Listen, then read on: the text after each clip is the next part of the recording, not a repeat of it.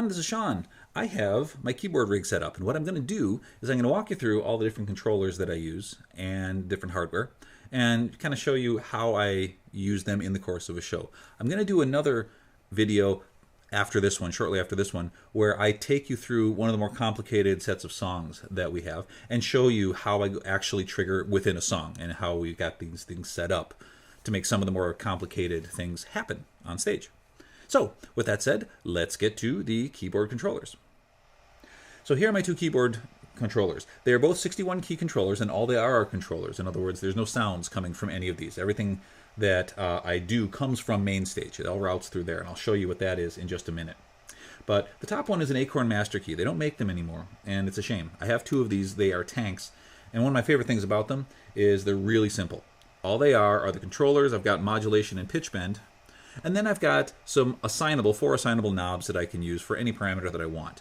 And that's really important to be able to make changes to the sounds throughout the course of a song without having to change patches, because a lot of times it needs to happen during a song, during a sound, even triggering things like that.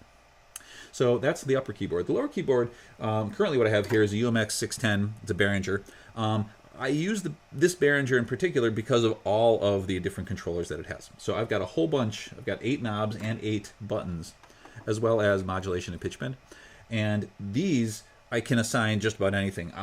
There used to be a time where I would assign almost all of these buttons would have some sort of thing where there's muting a different patch or changing a whole set of patches to a new section in main stage or whatever. Nowadays, I kind of use these as backups. They allow me to quick stop and start things if I need to, like if a note gets stuck on a keyboard or something, I have the ability to try and get rid of that up here. But then I also have all of these different assigned parameters that I can use for different sounds. Both of these are really easy to use. They're really lightweight, and that's good also for not just for setting up, but also for actual performance. A lot of the old analog keyboards that Getty would use were not good keyboards. They didn't feel good. They were really light and very much like these simple controllers now. And so you get the same kind of feel when you're playing on these as he did when he was playing on the old analog synths. So those are the upper controllers. Down at the bottom here, I've got some different pedals here. The first one I have is the Roland PK5s. These are the gold standard of these kinds of controllers. They are amazing. They don't make them anymore. They haven't for a long time. But they're all metal, and they've got a bunch of different capabilities that most of the other pedals that they make nowadays don't have. What I tend to use the most out of these are just the first two sections. The first two sections are what we call mono or bass or poly. Now what that means is, if you're in the mono, which is the first one over here that I tend to stick in a lot, is when you step on a note on any of these, it keeps playing. You can let up, it's going to keep playing, and it's not going to stop playing until you change notes or until you turn off the sounds. You turn off the sounds by hitting this thing again. So for example, I've got Livello Stroncato up on here, and so I've got the low bass pedals here. So if I step on one of them, you can hear the bass pedal starting. You'll notice I'm not stepping on it, it's still playing, and it's going to keep playing until I hit one of the other notes, or until I just stop all of the sounds altogether. And so the bass/mono sound, I tend to use that for a lot of tunes, because a lot of times Getty just has one sound going at once on the pedals, and it makes it a little bit easier for me to get in between the notes. Now, that doesn't always work. Sometimes you have to use the other type, which is called poly, which is just the opposite. You step on a note, the note plays. When you let up on the note stops playing. You also can make mistakes and hit 2 notes at once, which will sound awesome. But there are times where you really need that, where that's the sound that you're supposed to get. And other times the bass is good enough that you can get away with that. And we can also do, and what I did here, is I've got different octaves set. So this is the bass octave, where up here, this is a higher octave for the verse keyboards, complete with stepping on multiple pedals at once. So that's the PK5s. I love them. We have 3 of them on stage. So I've got this one here. You can see over here I've got another set of PK5s. I usually, when we have a wide enough stage, I'll have a second set of PK5s and a second microphone for a center channel when I don't need to be able to access the keyboards themselves. I can just go over there. I've got another set of pedals. And then Bill will have another one of these keyboard controllers and another set of pedals over on his side, and he will also do triggering of notes or playing keyboard parts. Alex had a couple of songs where he would actually stop playing guitar and play keyboard for a little bit. So those are the controllers that we use. One other thing that I have here that is not, it is a controller, but I don't use it as a controller, is this set of pedals here, the Keith McMillan 12-step pedals, the glowing one. They are excellent as backup controllers, and they're very small. You can see this is essentially the same form factor as the PK5s, but it's smaller. Everything is smaller about it. What I use this for is simply right now patch changes or miscellaneous non-note things that I need to be sending to the computer.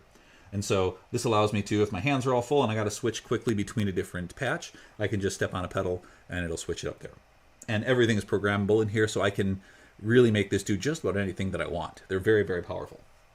So those are all the keyboards that I use, all the controllers that I use. Now, I have a couple of other hardware pieces and I'll talk about, and then I'll get into MainStage itself, which is how I actually go about doing all of those sounds. So the first thing that I have is Mark of the Unicorn and Motu Microlight. And a Microlight is a 5-in, 5-out USB MIDI controller. And what that means is that I can take MIDI keyboards, which is all of these pedals, all the PK5s are MIDI, they're not USB. And I can send them into there, and that can then send the information into the computer, which is where I can start triggering, playing all of the different sounds. I also can send things out from the Microlight. And so what we'll do is I will have some notes, some things that I'm playing on in any given song, also be triggering video, pre-recorded video. So if I step on something, it will both play the note and then send a signal out to our video booth where it'll trigger one of the video clips that we have to play at the same time, pretty much at the same time that we're playing the song. It keeps it in sync. So that's the Microlight. The other thing I have over there is the Keith McMillan K-Mix. Now the K-Mix is basically a mixer, but it also is an audio interface. Allows me to take the audio from my laptop, from MainStage, and send it out to Ted back in the house. And what I use this for is it allows me to send, I have up to 8 different channels that I can send. So I can split all of the different sounds that I have coming from MainStage into different types of sounds and send those individually back to Ted, so he has a lot more control over how to mix all of the keyboard stuff that we send back to him. So with all that said, let's go to MainStage itself. So this is what MainStage looks like. I'm not going to go into detail as far as how to configure it or program it. That if people are interested in, I can walk you through some of that at a later date. But for the most part, what you can see here is I have a little object or a little picture of everything that I have on stage. So you can see here is keyboard number 1, there's keyboard number 2, this little one here, this is Bill's keyboard over on stage right. And I've got the 3 sets of pedals, my pedals underneath the keyboard, the second set of pedals in the center, and then Bill's pedals over here. Now you'll notice above a lot of these, I've got these blobs with names. Those are the sounds that are set to or assigned to those particular controllers for this particular song. When we do different songs, I'll show you, it'll switch up and you'll have different sounds going to different places. And so you can see I've got the Olivia intro, which is a bunch of different sounds all over on the top keyboard. I've got some strings in the middle keyboard, and then I've got the bass, which you already heard, over under mine. And then Bill has his pedals over here, which is mostly bass pedals in the beginning of the song. And so if I were to switch, let's say, Spirit of Radio. If I went to the Spirit of Radio, a lot less in the way of routing, but you can see I would be using the center channel pedals because I don't have any keyboards to play. And I have my pedals, and then Bill has some of these. And the stack means there's multiple things triggering at one time. So he actually has a pretty complex sound over there. That's the middle of the song where you'll hear the synth start plunking away. In fact, I'll go over and step on it. You can hear what it sounds like.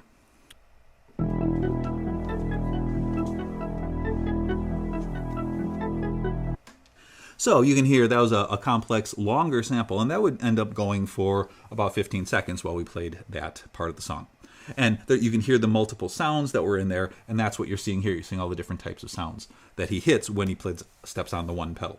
One final thing I want to point out here in MainStage is up at the top you see we have these individual knobs. I told you there were objects for everything. These are the individual knobs that I have on the keyboards, and you can see they all have different parameters that are assigned to them in this particular patch. And those parameters will change as we go through different songs. It just depends on what they are assigned to. So anything that I need to send from a controller into main stage to alter the sound or to trigger a sound is going to have some picture, if you will, here in this layout. And each one of these will allow me to assign it to anything that I want inside that patch. So that was the keyboard rig. Next time I will actually take this rig and I'll walk through how we do one of our big kind of production sequences, going from the trees into Xanadu and everything that goes into making that song, which has a lot of different sounds and a lot of different parts to it, make that all happen live. Okay? All right.